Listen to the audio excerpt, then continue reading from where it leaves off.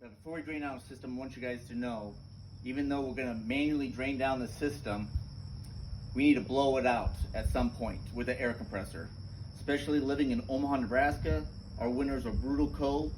Self-draining systems, you can't count on them 100% to do the job. So once you manually drain it down for those early and late freezes, you gotta get someone else out here with the air compressor and blow out the system. Whether it's your neighbor, it's us, or another company, should always get your irrigation system blown out. First thing you should do when you manually drain is locate your backflow outside your house. Right here is a 1-inch RPZ backflow. This particular type is a Wilkins Zern. This particular type of backflow is nice.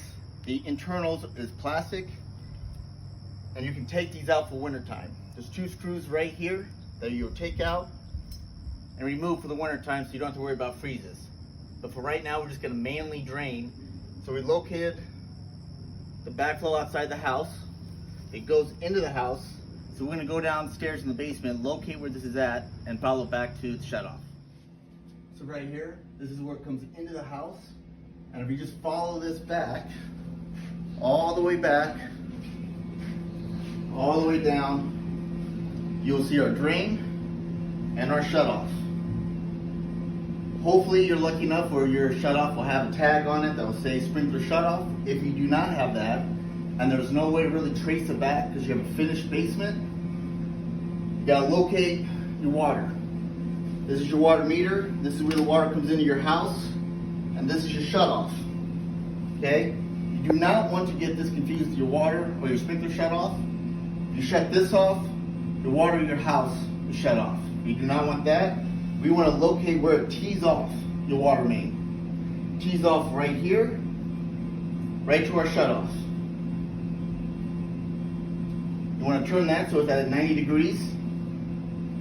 This is your drain. We're going to leave this alone for right now. We're going to go outside and we're going to open up our valves outside. Then we're going to come back down with the bucket and drain this.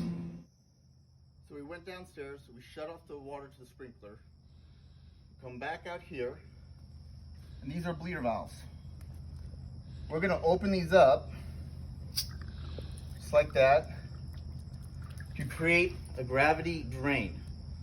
This backflow creates a siphon that once we put air back into it, it creates a gravity drain.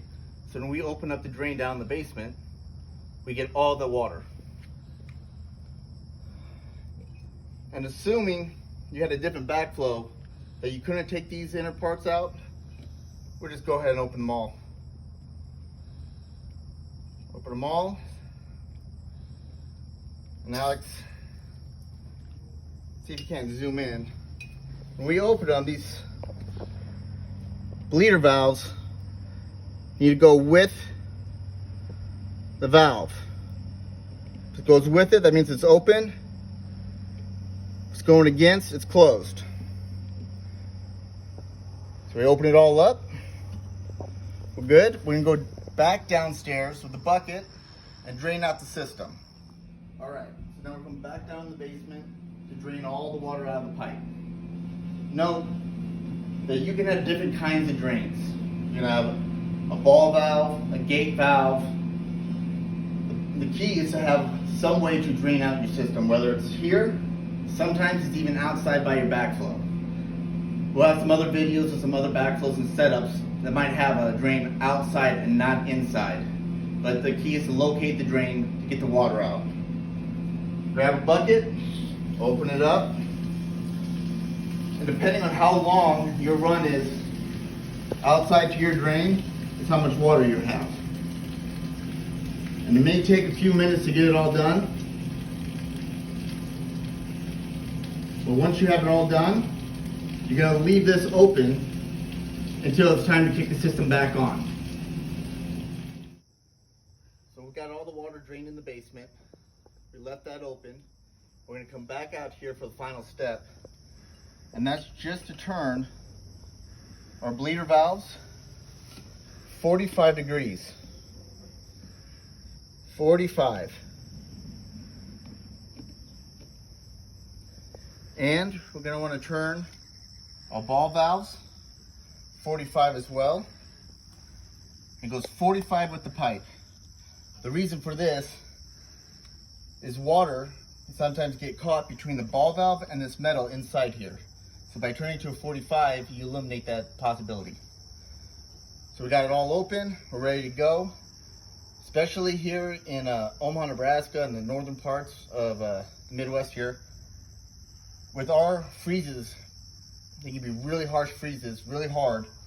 Might not be a bad idea to come out here with a towel or a blanket and just wrap it, just to do some extra protection so we can keep these copper from breaking. After you're all done here, go to your controller in your garage or basement and kick a manual cycle.